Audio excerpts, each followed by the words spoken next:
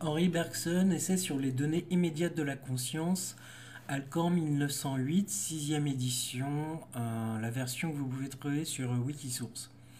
Je ne serai pas long pour l'introduction avant de commencer la lecture même, mais juste quelques informations. C'est un texte que j'ai lu quand j'étais au lycée, c'est-à-dire il y a 20 ans. Aujourd'hui, j'en ai 35, on est en 2020. Et Henri Bergson est un auteur qui m'a fortement marqué par rapport à sa capacité à remettre en question nos habitudes de pensée. Et évidemment, ce texte, c'est un texte fondateur dans son œuvre. J'inscris Bergson dans une pensée qu'on appelle dualiste, c'est-à-dire qui essaie de penser deux courants différents et complètement opposés et absolument fondamentaux dans l'histoire de la philosophie. C'est-à-dire la pensée qui pense la matière en premier, les matérialistes, et puis la pensée qui pense l'esprit en premier, c'est-à-dire les spiritualistes. Il ne faut pas croire les gens qui disent que Bergson est un spiritualiste parce qu'il parle d'esprit. Au contraire, il pense à la fois matière et esprit et il essaie de remettre chacun à sa place et de se rendre compte que chacun fait des erreurs et de créer un dialogue entre les deux. C'est ça pour moi qui est intéressant. Donc je ne reviens pas sur ce qui est en dehors de sa philosophie, on pourrait dire, mais qui est très important pour comprendre le personnage, son rapport avec l'académie, son rapport avec, on va dire, la pensée juive, son rapport avec le nationalisme, et ainsi de suite. Le personnage est très particulier et je ne vais pas revenir dessus. Mais voilà, je voulais que vous sachiez mon état d'esprit pour savoir comment j'allais lire ceci. Un texte que je n'ai pas lu depuis plus de 20 ans, je ne prépare pas les choses, je vais le lire au fur et à mesure, ça va me rappeler des souvenirs et on va voir. Mais l'idée c'est tout simplement de proposer un texte qui n'était pas disponible de ce que je sais en audio jusqu'à présent sur Internet. Donc voilà. Une dernière chose, à la fin des parties, on va dire, importantes, de grands chapitres, j'arrêterai, je reprendrai, je ferai une playlist et peut-être que j'entrecouperai chacune de ces parties par une partie commentaire en fonction des pensées qui me viennent sur l'esprit, mon retour d'expérience par rapport à cette lecture. Voilà, merci d'avoir écouté cette introduction et puis bonne écoute. Avant-propos. Nous nous exprimons nécessairement par des mots, et nous pensons le plus souvent dans l'espace. En d'autres termes, le langage exige que nous établissions entre nos idées les mêmes distinctions nettes et précises, la même discontinuité qu'entre les objets matériels. Cette assimilation est utile dans la vie pratique, et nécessaire dans la plupart des sciences. Mais on pourrait se demander si les difficultés insurmontables que certains problèmes philosophiques soulèvent ne viendraient pas de ce qu'on s'obstine à juxtaposer dans l'espace les phénomènes qui n'occupent point d'espace et si, en faisant abstraction des grossières images autour desquelles le combat se livre, on n'y mettrait pas parfois un terme. Quand une traduction illégitime de l'inétendu en étendu, de la qualité en quantité, a installé la contradiction au cœur même de la question posée, est-il étonnant que la contradiction se retrouve dans les solutions qu'on en donne? Nous avons choisi parmi les problèmes celui qui est commun à la métaphysique et à la psychologie, le problème de la liberté. Nous essayons d'établir que toute discussion entre les déterministes et leurs adversaires implique une confusion préalable de la durée avec l'étendue, de la succession avec la simultanéité, de la qualité avec la quantité. Une fois cette confusion dissipée, on verrait peut-être s'évanouir les objections élevées contre la liberté, les définitions qu'on en donne et en un certain sens le problème de la liberté lui-même. Cette démonstration fait l'objet de la troisième partie de notre travail. Les deux premiers chapitres, où l'on étudie les notions d'intensité et de durée, ont été écrits pour servir d'introduction au troisième. Henri Bergson, février 1888. Chapitre 1er de l'intensité des états psychologiques. On admet d'ordinaire que les états de conscience, sensations, sentiments, passions, efforts, sont susceptibles de croître et de diminuer. Quelques-uns assurent même qu'une sensation peut être dite 2, 3, 4 fois plus intense qu'une autre sensation de même nature. Nous examinerons plus loin cette dernière thèse qui est celle des psychophysiciens. Mais les adversaires même de la psychophysique ne voient aucun inconvénient à parler d'une sensation plus intense qu'une autre sensation, d'un effort plus grand qu'un autre effort, et à établir entre des différences de quantité entre des états purement internes. Le sens commun se prononce d'ailleurs sans la moindre hésitation sur ce point. On dit qu'on a plus ou moins chaud, qu'on est plus ou moins triste. Et cette distinction du plus et du moins, même quand on la prolonge dans la région des faits subjectifs et des choses inattendues, ne surprend personne.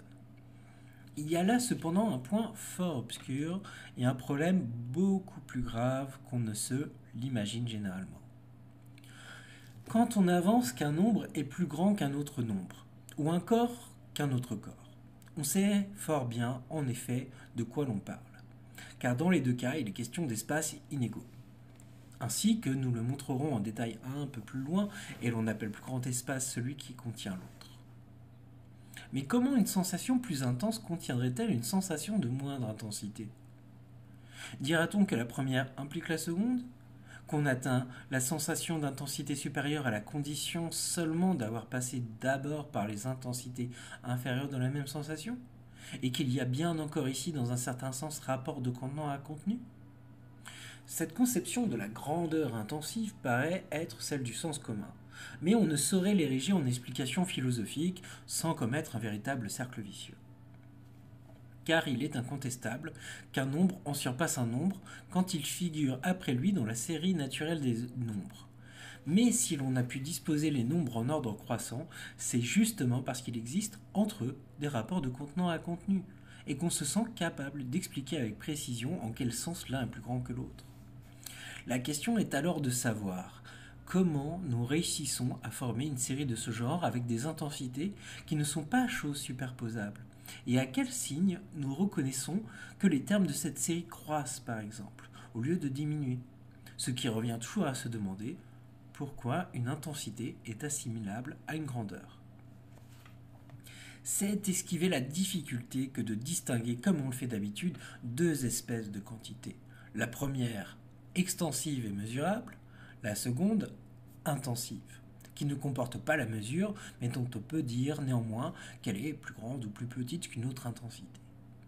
Car on connaît par là qu'il y a quelque chose de commun à ces deux formes de la grandeur, puisqu'on les appelle grandeur l'une et l'autre, et qu'on les déclare également susceptibles de croître et de diminuer.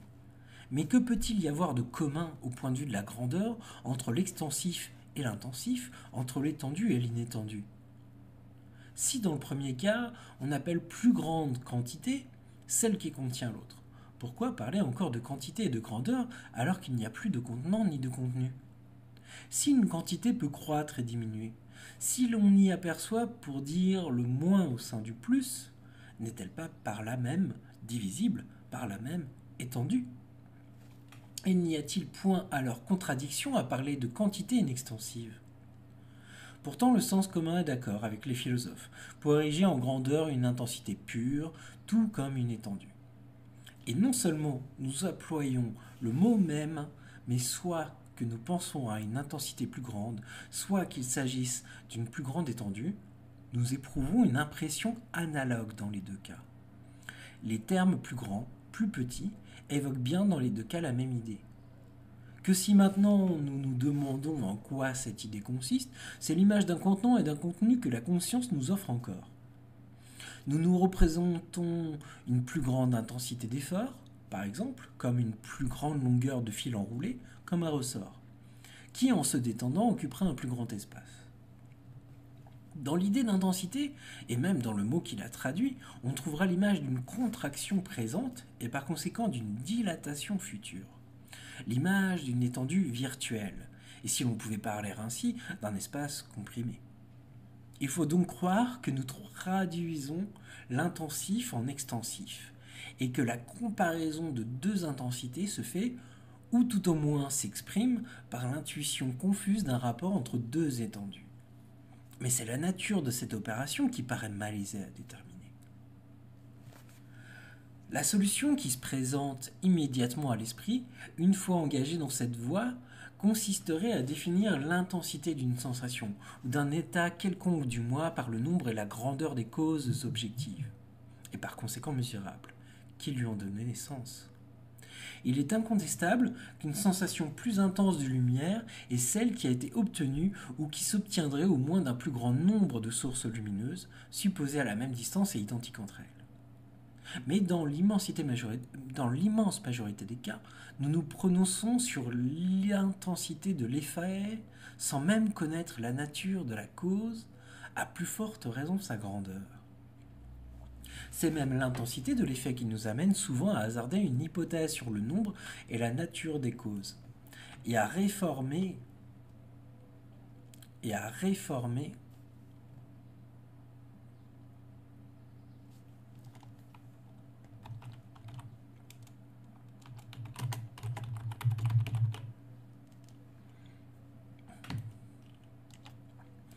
et à réformer ainsi le jugement de nos sens qui nous le montrait insignifiant au premier abord. En vain, on alléguera que nous comparons alors l'état actuel du moi à quelque état antérieur, où la cause a été perçue intégralement en même temps qu'on en éprouvait l'effet. Nous procédons sans doute ainsi dans un assez grand nombre de cas. Mais on n'explique point alors les différences d'intensité que nous établissons entre l'effet psychologique profond qui émane de nous et plus d'une cause extérieure. D'autre part, nous ne nous prononçons jamais avec autant de hardiesse sur l'intensité d'un état psychique que lorsque l'aspect subjectif du phénomène est seul à nous frapper, ou lorsque la cause extérieure à laquelle nous le rattachons comporte difficilement la mesure. Ainsi, il nous paraît évident qu'on éprouve une douleur plus intense à se sentir arracher une dent qu'un cheveu. L'artiste sait à n'en pas douter qu'un tableau de maître lui procure un plaisir plus intense qu'une enseigne de magasin. Et point n'est besoin d'avoir jamais entendu parler des forces de cohésion pour affirmer qu'on dépense moins d'efforts à ployer une lame d'acier qu'à vouloir courber une barre de fer. Ainsi, la comparaison des deux intensités se fait le plus souvent sans la moindre appréciation du nombre des causes, de leur mode d'action ni de leur étendue. Il y aurait encore place, il est vrai, pour une hypothèse de même nature mais plus subtile. On sait que les théories mécaniques et surtout cinétiques tendent à expliquer les propriétés apparentes et sensibles des corps par des mouvements bien définis de leurs parties élémentaires, et que certains prévoient le moment où les différences intensives des qualités, c'est-à-dire de nos sensations, se réduiront à des différences extensives entre les changements qui s'exécutent derrière elles. N'est-il pas permis de soutenir que sans connaître cette théorie, nous en avons un vague pressentiment, que sous le son plus intense, nous devinons une vibration plus ample se propageant au sein du milieu ébranlé, et que nous faisons allusion à ce rapport mathématique très précis, quoique confusément aperçu, quand nous affirmons d'un son qu'il présente une intensité supérieure. Sans même aller aussi loin, ne pourrait-on pas poser en principe que tout état de conscience correspond à un certain ébranlement des molécules et atomes de la substance cérébrale et que l'intensité d'une sensation mesure l'amplitude, la complication ou l'étendue de ces mouvements moléculaires? Cette dernière hypothèse est au moins aussi vraisemblable que l'autre, mais elle ne résout pas davantage le problème. Car il est possible que l'intensité d'une sensation témoigne d'un travail plus ou moins considérable accompli dans notre organisme. Mais c'est la sensation qui nous est donnée par la conscience, et non pas ce travail mécanique. C'est même à l'intensité de la sensation que nous jugeons de la plus ou moins grande quantité de travail accompli. L'intensité demeure donc bien en apparence au moins une propriété de la sensation. Et toujours la même question se pose. Pourquoi disons-nous d'une intensité supérieure qu'elle est plus grande? Pourquoi pensons-nous une plus grande quantité ou à un plus grand espace? Peut-être la difficulté du problème tient-elle surtout à ce que nous appelons du même nom et nous représentons de la même manière des intensités de nature très différentes. L'intensité d'un sentiment, par exemple, est celle d'une sensation, d'un effort. L'effort s'accompagne d'une sensation musculaire et les sensations elles-mêmes sont liées à certaines conditions physiques qui entrent vraisemblablement pour quelque chose dans l'appréciation de leur intensité. Ce sont là des phénomènes qui se passent à la surface de la conscience et qui s'associent toujours, comme nous le verrons plus loin, à la perception d'un mouvement ou d'un objet extérieur. Mais certains états de l'âme nous paraissent à tort ou à raison se suffire eux-mêmes. Tels sont les joies et les tristesses profondes, les passions réfléchies, les émotions esthétiques. L'intensité pure doit se définir plus aisément dans ces cas simples, où aucun élément extensif ne semble intervenir. Nous allons voir en effet qu'elle se réduit ici à une certaine qualité ou nuance dont se colore une masse plus ou moins considérable d'états psychiques, ou si l'on aime mieux, au plus ou moins grand nombre d'états simples qui pénètrent l'émotion fondamentale. Par exemple, un obscur désir est devenu peu à peu une passion profonde. Vous verrez que la faible intensité de ce désir consistait d'abord en ce qu'il vous semblait isolé et comme étranger à tout le reste de votre vie interne. Mais petit à petit, il a pénétré un plus grand nombre d'éléments psychiques, les teignant pour ainsi dire de sa propre couleur. Et voici que votre point de vue sur l'ensemble des choses vous paraît maintenant avoir changé. N'est-il pas vrai que vous vous apercevez d'une passion profonde, une foi contractée à ce que les mêmes objets ne produisent plus sur vous la même impression? Toutes vos sensations, toutes vos idées vous en paraissent rafraîchies. C'est comme une nouvelle enfance. Nous éprouvons quelque chose d'analogue dans certains rêves, où nous n'imaginons rien que de très ordinaire et au travers desquels résonne pourtant je ne sais quelle note originale. C'est que plus on descend dans les profondeurs de la conscience, moins on a le droit de traiter les faits psychologiques comme des choses qui se juxtaposent. Quand on dit qu'un objet occupe une grande place dans l'âme, ou même qu'il y tient toute la place, on doit simplement entendre par là que son image a modifié la nuance de 1000 perceptions ou souvenirs, et qu'en ce sens, elle les pénètre, sans pourtant s'y faire voir. Mais cette représentation, toute dynamique, répugne à la conscience réfléchie, parce qu'elle aime les distinctions tranchées, qui s'expriment sans peine par des mots, et les choses aux contours bien définis, comme celles qu'on aperçoit dans l'espace. Elle supposera donc que tout le reste, demeurant identique, a un certain désir à passer par des grandeurs successives, comme si l'on pouvait encore parler de grandeur, là où il n'y a ni multiplicité ni espace. Et de même que nous la verrons concentrée sur un point donné de l'organisme pour en faire un effort d'intensité croissante, les contractions musculaires de plus en plus nombreuses qui s'effectuent sur la surface du corps, ainsi elle fera cristalliser à part, sous forme d'un désir grossi, les modifications progressives survenues dans la masse confuse des faits psychiques coexistants. Mais c'est là un changement de qualité plutôt que de grandeur. Ce qui fait de l'espérance un plaisir si intense, c'est que l'avenir, dont nous disposons à notre gré, nous apparaît en même temps sous une multitude de formes, également souriantes, également possibles, même si la plus désirée d'entre elles se réalise. Il faudra faire le sacrifice des autres, et nous aurons beaucoup perdu. L'idée de l'avenir, grosse d'une infinité de possibles, est donc plus féconde que l'avenir lui-même. Et c'est pourquoi l'on trouve plus de charme à l'espérance qu'à la possession, au rêve, qu'à la réalité. Essayons de démêler en quoi consiste une intensité croissante de joie ou de tristesse, dans les cas exceptionnels où aucun symptôme physique n'intervient. La joie intérieure n'est pas plus que la passion, un fait psychologique isolé qui occuperait d'abord un coin de l'âme et gagnerait peu à peu de la place. À son plus bas degré, elle ressemble assez à une orientation de nos états de conscience dans le sens de l'avenir. Puis, comme si cette attraction diminuait leur pesanteur, nos idées et nos sensations se succèdent avec plus de rapidité.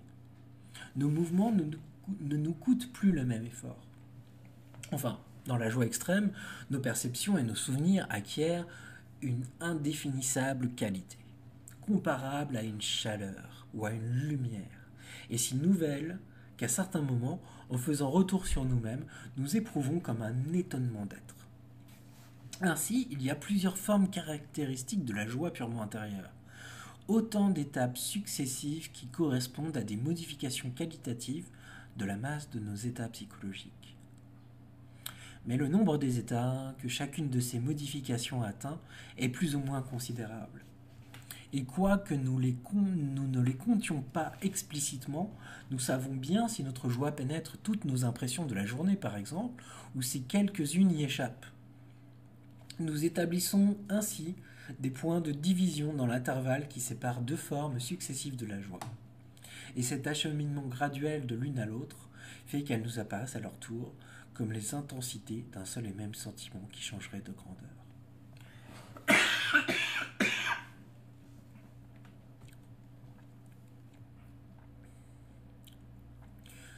montrerait sans peine que les différents degrés de la tristesse correspondent eux aussi à des changements qualitatifs. Elle commence par n'être qu'une orientation vers le passé, un appauvrissement de nos sensations et de nos idées. Comme si chacune d'elles tenait maintenant tout entière dans le peu qu'elle donne, comme si l'avenir nous était en quelque sorte fermé. Et elle finit par une impression d'écrasement qui fait que nous aspirons au néant et que chaque nouvelle disgrâce, en nous faisant mieux comprendre l'inutilité de la lutte, nous cause un plaisir amer. Les sentiments esthétiques nous offrent des exemples plus frappants encore de cette intervention progressive d'éléments nouveaux, visibles dans l'émotion fondamentale et qui semblent en accroître la grandeur quoiqu'ils se bornent à en modifier la nature. Considérons le plus simple d'entre eux, le sentiment de la grâce. Ce n'est d'abord que la perception d'une certaine aisance, d'une certaine facilité dans les mouvements extérieurs. Et comme des mouvements faciles sont ceux qui se préparent les uns les autres, nous finissons par trouver une aisance supérieure aux mouvements qui se faisaient prévoir, aux attitudes présentes où sont indiquées et comme préformées les attitudes à venir. Si les mouvements saccadés manquent de grâce, c'est parce que chacun d'eux se suffit à lui-même, il n'annonce pas ceux qui vont le suivre. Si la grâce préfère les courbes aux lignes brisées, c'est que la ligne courbe change de direction à tout moment, mais que chaque direction nouvelle était indiquée dans celle qui la précédait. La perception d'une facilité à se mouvoir vient donc de se fondre ici dans le plaisir d'arrêter en quelque sorte la marche du temps et de tenir l'avenir dans le présent. Un troisième élément intervient quand les mouvements gracieux obéissent à un rythme et que la musique les accompagne. C'est que le rythme et la mesure, en nous permettant de prévoir encore mieux les mouvements de l'artiste, nous font croire cette fois que nous en sommes les maîtres. Comme nous devinons presque l'attitude qu'il va prendre, il paraît nous obéir quand il la prend en effet. La régularité du rythme établit entre lui et nous une espèce de communication, et les retours périodiques de la mesure sont comme autant de fils invisibles au moyen desquels nous faisons jouer cette marionnette imaginaire. Même si elle s'arrête un instant, notre main impatientée ne peut s'empêcher de se mouvoir comme pour la pousser, comme pour la replacer au sein de ce mouvement dont le rythme est devenu toute notre pensée et toute notre volonté.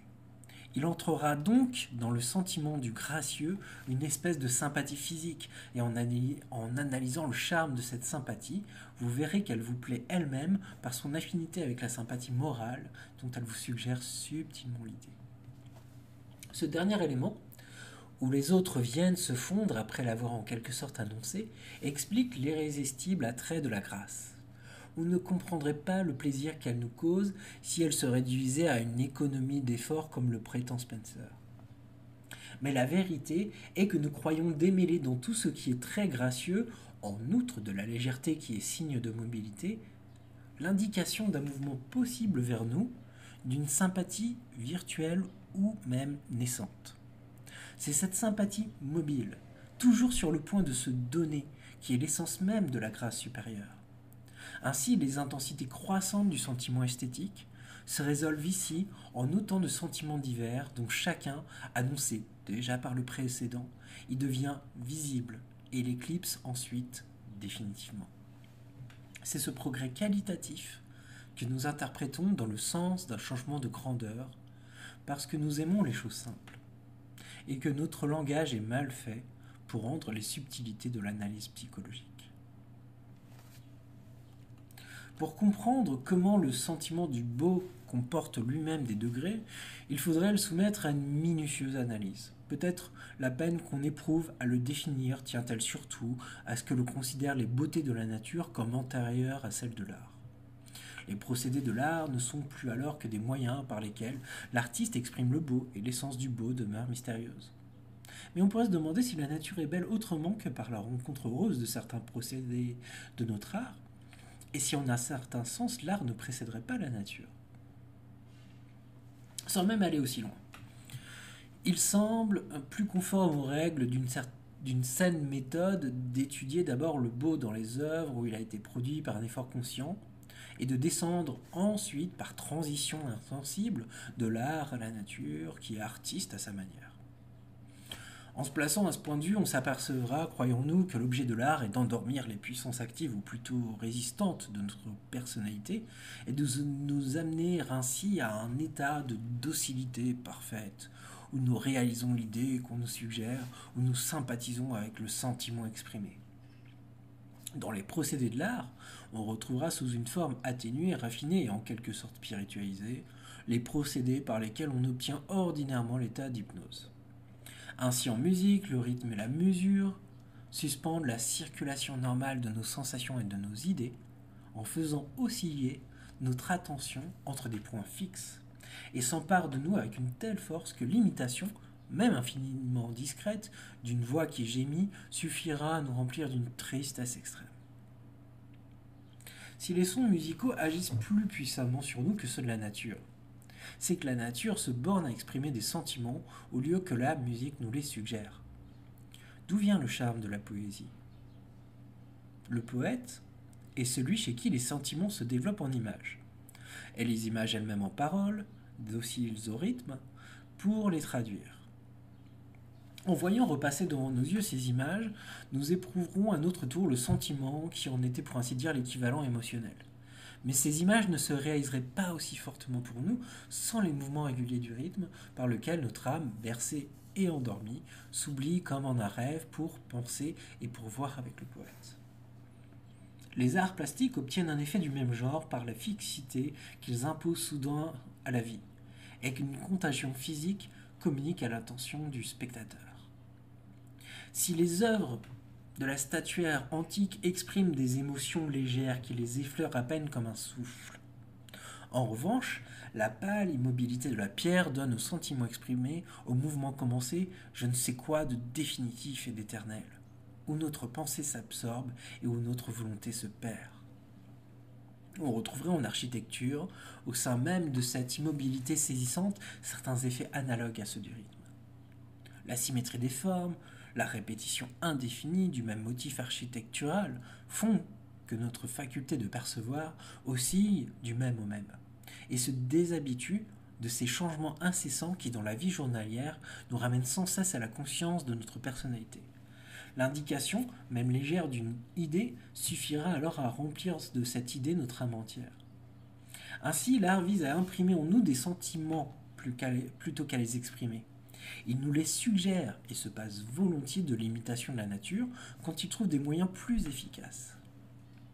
La nature procède par suggestion comme l'art, mais ne dispose pas du rythme. Elle supplée par cette longue camaraderie que la communauté des influences subit à créer entre elle et nous, et qui fait qu'à la moindre indication d'un sentiment, nous sympathisons avec elle, comme un sujet habitué obéit au geste du magnétiseur.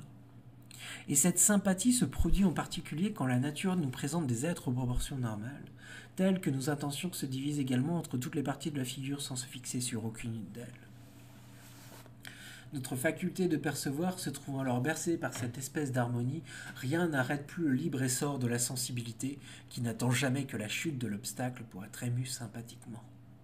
Il en résulte, de cette analyse, que le sentiment du beau n'est pas un sentiment spécial, mais que tout sentiment éprouvé par nous revêtira un caractère esthétique, pourvu qu'il ait été suggéré et non pas causé. On comprend alors pourquoi l'émotion esthétique nous paraît admettre des degrés d'intensité et aussi des degrés d'élévation. Tantôt, en effet, le sentiment suggéré interrompt à peine le tissu serré des faits psychologiques qui composent notre histoire. Tantôt, il en détache notre attention sans toutefois nous les faire perdre de vue. Tantôt, enfin, il se substitue à eux, nous absorbe et accapare notre âme entière. Il y a donc des phases distinctes dans le progrès d'un sentiment esthétique, comme dans l'état d'hypnose. Et ces phases correspondent moins à des variations de degrés qu'à des différences d'état ou de nature. Mais le mérite d'une œuvre d'art ne se mesure pas tant à la puissance avec laquelle le sentiment suggéré s'empare de nous, qu'à la richesse de ce sentiment lui-même. En d'autres termes, à côté des degrés d'intensité, nous distinguons instinctivement des degrés de profondeur ou d'élévation. En analysant ce dernier concept, on verra que les sentiments et les pensées que l'artiste nous suggère expriment et résument une partie plus moins considérable de son histoire. Si l'art qui ne donne que des sensations est un art inférieur, c'est que l'analyse ne démêle pas souvent dans une sensation autre chose que cette sensation même. Et la plupart des émotions sont grosses de 1000 sensations, sentiments ou idées qui les pénètrent. Chacune d'elles est donc un état unique en son genre, indéfinissable. Et il semble qu'il faudrait revivre la vie de celui qui l'éprouve pour l'embrasser dans sa complexe originalité. Pourtant, l'artiste vise à nous introduire dans cette émotion si riche, si personnelle, si nouvelle, et à nous faire éprouver ce qu'il ne saurait nous faire comprendre. Il fixera donc, parmi les manifestations extérieures de son sentiment, celles que notre corps imitera machinalement, quoique légèrement, en les apercevant, de manière à nous replacer tout d'un coup dans l'indéfinissable état psychologique qui les provoqua. Ainsi tombera la barrière que le temps et l'espace interposaient entre sa conscience et la nôtre. Et plus sera riche d'idées, gros de sensations et d'émotions, le sentiment dans le cadre duquel il nous aura fait entrer, plus la beauté exprimée aura de profondeur ou d'élévation. Les intensités successives du sentiment esthétique correspondent donc à des changements d'état survenus en nous, et les degrés de profondeur au plus ou moins grand nombre de faits psychiques élémentaires que nous démêlons confusément dans l'émotion fondamentale. On soumettrait les sentiments moraux à une étude du même genre. Considérons la pitié, par exemple. Elle consiste d'abord à se mettre par la pensée à la place des autres, à souffrir de leur souffrance. Mais si elle n'était rien de plus, comme quelques-uns l'ont prétendu, elle nous inspirerait l'idée de fuir les misérables, plutôt que de leur porter secours, car la souffrance nous fait naturellement horreur. Il est possible que ce sentiment d'horreur se trouve à l'origine de la pitié, mais un élément nouveau ne tarde pas à s'y joindre, un besoin d'aider nos semblables et de soulager leur souffrance. Dirons-nous avec La Rochefoucauld que cette prétendue sympathie est un calcul, une habile prévoyance des maux à venir? Peut-être la crainte entre-t-elle en effet pour quelque chose encore dans la compassion que les mots d'autrui nous inspirent. Mais ce ne sont toujours là que des formes inférieures de la pitié.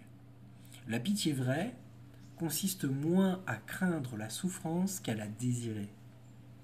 Désir léger qu'on souhaiterait à peine de voir réalisé, et qu'on forme pourtant malgré soi, comme si la nature commettait quelque grande injustice et qu'il fallût écarter de tout soupçon de complicité avec elle. L'essence de la pitié est donc un besoin de s'humilier, une aspiration à descendre. Cette aspiration douloureuse a d'ailleurs son charme, parce qu'elle nous grandit dans notre propre estime, et fait que nous nous sentons supérieurs à ces biens sensibles dont notre pensée se détache momentanément. L'intensité croissante de la pitié consiste donc dans un progrès qualitatif, dans un passage du dégoût à la crainte, de la crainte à la sympathie, et de la sympathie elle-même à l'humilité. Nous ne pousserons pas plus loin cette analyse. Les états psychiques dont nous venons de définir l'intensité sont des états profonds, qui ne paraissent point solidaires de leur cause extérieure, et qui ne semblent pas non plus envelopper la perception d'une contraction musculaire. Mais ces états sont rares. Il n'y a guère de passion ou de désir, de joie ou de tristesse qui ne s'accompagnent de symptômes physiques. Et là où ces symptômes se présentent, ils nous servent vraisemblablement à quelque chose dans l'appréciation des intensités. Quant aux sensations proprement dites, elles sont manifestement liées à leur cause extérieure, et quoique l'intensité de la sensation ne se puisse définir par la grandeur de sa cause, il existe sans doute quelques rapports entre ces deux termes. Même dans certaines de ces manifestations, la conscience paraît s'épanouir au dehors, comme si l'intensité se développait en étendue. Tel est l'effort musculaire. Plaçons-nous tout de suite en face de ce dernier phénomène. Nous nous transporterons ainsi d'un seul bond à l'extrémité opposée de la série des faits psychologiques. S'il est un phénomène qui paraît se présenter immédiatement à la conscience sous forme de quantité ou tout au moins de grandeur, c'est sans contredit l'effort musculaire. Il nous semble que la force psychique, emprisonnée dans l'âme comme les vents dans l'antre d'éole, y attendent seulement une occasion de s'élancer dehors. La volonté surveillerait cette force, et de temps à autre lui ouvrirait une issue, proportionnant l'écoulement à l'effet désiré. Même en y réfléchissant bien, on verra que cette conception assez grossière de l'effort entre pour une large part dans notre croyance à des grandeurs intensives. Comme la force musculaire, qui se déploie dans l'espace et se manifeste par des phénomènes mesurables, nous fait l'effet d'avoir préexisté à ces manifestations, mais sous un moindre volume et à l'état comprimé, pour ainsi dire, nous n'hésitons pas à resserrer ce volume de plus en plus, et finalement nous croyons comprendre qu'un état purement psychique n'occupant plus d'espace est néanmoins une grandeur. La science incline d'ailleurs à fortifier l'illusion du sens commun sur ce point. Monsieur Born nous dit par exemple que la sensibilité concomitante du mouvement musculaire coïncide avec le courant centrifuge de la force nerveuse. C'est donc l'émission même de la force nerveuse que la conscience apercevrait. Monsieur Wundt parle également d'une sensation d'origine centrale, accompagnant l'innervation volontaire des muscles, et cite l'exemple du paralytique, qui a la sensation très nette de la force qu'il déploie à vouloir soulever sa jambe quoiqu'elle reste inerte. La plupart des auteurs se rangent à cette opinion, qui ferait loi dans la science positive. Si, il y a quelques années, M. William James n'avait attiré l'attention des physiologistes sur certains phénomènes assez peu remarqués et pourtant bien remarquables. Quand un paralytique fait un effort pour soulever le membre inerte, il n'exécute pas ce mouvement sans doute, mais bon gré mal gré, il en exécute un autre. Quelques mouvements s'effectuent quelque part, sinon point de sensation d'effort. Déjà, Vulpian avait fait remarquer que si l'on demande à un hémiplégique de fermer son poing paralysé, il accomplit inconsciemment cette action avec le poing qui n'est pas malade. Ferrier signalait un phénomène plus curieux encore. Étendez le bras en recourbant légèrement votre index, comme si vous alliez presser la détente d'un pistolet. Vous pourrez ne pas remuer le doigt, ne contracter aucun muscle de la main, ne produire aucun mouvement apparent, et sentir pourtant que vous dépensez de l'énergie. Toutefois, en y regardant de plus près, vous vous apercevrez que cette sensation d'effort coïncide avec la fixation des muscles de votre poitrine, que vous tenez la glotte fermée et que vous contractez activement vos muscles respiratoires. Dès que la respiration reprend son cours normal, la conscience de l'effort s'évanouit, à moins qu'on ne meuve réellement le doigt. Ces faits semblaient déjà indiquer que nous n'avons pas conscience d'une émission de force, mais du mouvement des muscles qui en est le résultat. L'originalité de M. William James a été de vérifier l'hypothèse sur des exemples qui y paraissaient absolument réfractaires. Ainsi, quand le muscle droit externe de l'œil droit est paralysé, le malade essaie en vain de tourner l'œil du côté droit. Pourtant, les objets lui paraissent fuir à droite, et puisque l'acte de volonté n'a produit aucun effet, il faut bien, disait Helmholtz, que l'effort même de la volonté se soit manifesté à la conscience. Mais on n'a pas tenu compte, répond M. James, de ce qui se passe dans l'autre œil. Celui-ci reste couvert pendant les expériences, il se meut néanmoins, et l'on s'en convaincra sans peine. C'est ce mouvement de l'œil gauche perçu par la conscience qui nous donne la sensation d'effort, en même temps qu'il nous fait croire au mouvement des objets aperçus par l'œil droit. Ces observations et d'autres analogues conduisent M. James à affirmer que le sentiment de l'effort est centripète et non pas centrifuge. Nous ne prenons pas conscience d'une force que nous lancerions dans l'organisme.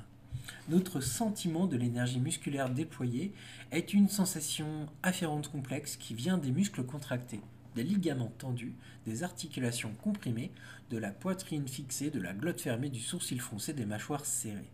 Bref, de tous les points de la périphérie où l'effort apporte une modification.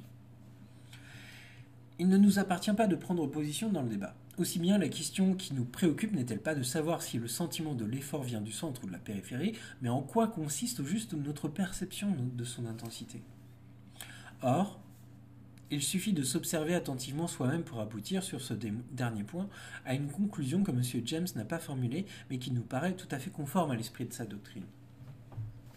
Nous prétendons que plus un effort donné nous fait l'effet de croître, plus augmente le nombre des muscles qui se contractent sympathiquement et que la conscience apparente d'une plus grande intensité d'effort sur un point donné de l'organisme se réduit. en réalité, à la perception d'une plus grande surface du corps s'intéressant à l'opération. Essayez par exemple de serrer le poing de plus en plus. Il vous semblera que la sensation d'effort tout entière localisée dans votre main passe successivement par des grandeurs croissantes. En réalité, votre main éprouve toujours la même chose. Seulement, la sensation qui était localisée d'abord a envahi votre bras, remonté jusqu'à l'épaule, finalement l'autre bras se raidit, les deux jambes limitent, la respiration s'arrête, c'est le corps qui donne tout entier. Mais vous ne vous rendez distinctement compte de ces mouvements concomitants qu'à la condition d'en être averti. Jusque-là, vous pensiez avoir affaire à un état de conscience unique qui changeait de grandeur. Quand vous serrez les lèvres de plus en plus l'une contre l'autre, vous croyez éprouver à cet endroit une même sensation de plus en plus forte. Ici encore, vous vous apercevrez, en y réfléchissant davantage, que cette sensation reste identique, mais que certains muscles de la face et de la tête, puis de tout le reste du corps, ont pris part à l'opération. Vous avez senti cet envahissement graduel, cette augmentation de surface qui est bien réellement un changement de quantité. Mais comme vous pensiez surtout à vos lèvres serrées, vous avez localisé l'accroissement à cet endroit, et vous avez fait de la force psychique qui s'y dépensait une grandeur, quoiqu'elle n'eût pas détendu. Examinez avec soin une personne qui soulève des poids de plus en plus lourds. La contraction musculaire gagne peu à peu son corps tout entier. Quant à la sensation plus particulière qu'elle éprouve dans les bras qui travaillent, elle reste constante pendant fort longtemps et ne change guère que de qualité, la pesanteur devenant à certains moments fatigue et la fatigue-douleur. Pourtant, le sujet s'imaginerait avoir conscience d'un accroissement continu de la force psychique affluent au bras. Il ne reconnaîtra son erreur qu'à la condition d'en être averti, tant il est porté à mesurer un état psychologique donné par les mouvements conscients qui l'accompagnent. De ces faits et de beaucoup d'autres du même genre, on dégagera, croyons-nous, la conclusion suivante. Notre conscience d'un accroissement d'efforts musculaires s'est réduite à la double perception d'un plus grand nombre de sensations périphériques et d'un changement qualitatif survenu dans quelques-unes d'entre elles. Nous voici donc amenés à définir l'intensité d'un effort superficiel comme celle d'un sentiment profond de l'âme. Dans l'un et l'autre cas, il y a progrès qualitatif et complexité croissante confusément aperçue. Mais la conscience, habituée à penser dans l'espace et à se parler à elle-même ce qu'elle pense, désignera le sentiment par un seul mot, et localisera l'effort au point précis où il donne un résultat utile. Elle apercevra alors un effort, toujours semblable à lui-même, qui grandit sur la place qu'elle lui a assignée, et un sentiment qui, ne changeant pas de nom, grandit sans changer de nature. Il est vraisemblable que nous allons retrouver cette illusion de la conscience dans les états intermédiaires entre les efforts superficiels et les sentiments profonds. Un grand nombre d'états psychologiques sont accompagnés, en effet, de contractions musculaires et de sensations périphériques. Tantôt ces éléments superficiels sont coordonnés entre eux par une idée purement spéculative, tantôt par une représentation d'ordre pratique. Dans le premier cas, il y a effort intellectuel ou attention. Dans le second, se produisent des émotions qu'on pourrait appeler violentes ou aiguës, la colère, la frayeur et certaines variétés de la joie, de la douleur, de la passion et du désir. Montrons brièvement que la même définition de l'intensité convient à ces états intermédiaires. L'attention n'est pas un phénomène purement physiologique, mais on ne saurait nier que des mouvements l'accompagnent. Ces mouvements ne sont ni la cause ni le résultat du phénomène. Ils en font partie, ils l'expriment en étendue, comme l'a si remarquablement montré M. Ribot. Déjà, Fechner réduisait le sentiment de l'effort d'intention dans un organe des sens au sentiment musculaire, produit en mettant en mouvement par une sorte d'action réflexe les muscles qui sont en rapport avec les différents organes sensoriels. Il avait remarqué cette sensation très distincte de tension et de contraction de la peau de la tête, cette pression de dehors en dedans sur tout le crâne que l'on éprouve quand on fait un grand effort pour se rappeler quelque chose. M. Ribot a étudié de plus près les mouvements caractéristiques de l'attention volontaire. L'attention, dit-il, contracte le frontal, ce muscle, tire à lui le sourcil, les lèvres et détermine des rides transversales sur le front. Dans les cas extrêmes, la bouche s'ouvre largement. Chez les enfants et chez beaucoup d'adultes, l'attention vive produit une protrusion des lèvres, une espèce de moue. Certes, il entrera toujours dans l'attention volontaire un facteur purement psychique, quand ce ne serait que l'exclusion par la volonté de toutes les idées étrangères à celles dont on désire s'occuper. Mais une fois cette exclusion faite, nous croyons encore avoir conscience d'une tension croissante de l'âme, d'un effort immatériel qui grandit. Analysez cette impression, et vous n'y trouverez point autre chose que le sentiment d'une contraction musculaire qui gagne en surface ou change de nature, la tension donnant pression, fatigue, douleur. Or, nous ne voyons pas de différence essentielle entre l'effort d'attention et ce qu'on pourrait appeler l'effort de tension de l'âme, désir aigu, colère déchaînée, amour passionné, haine violente. Chacun de ces états se réduirait, croyons-nous, à un système de contraction musculaire coordonné par une idée. Mais dans l'attention, c'est l'idée plus ou moins réfléchie de connaître. Dans l'émotion, l'idée irréfléchie d'agir. L'intensité de ces émotions violentes ne doit donc point être autre chose que la tension musculaire qui les accompagne. Darwin a remarquablement décrit les symptômes physiologiques de la fureur.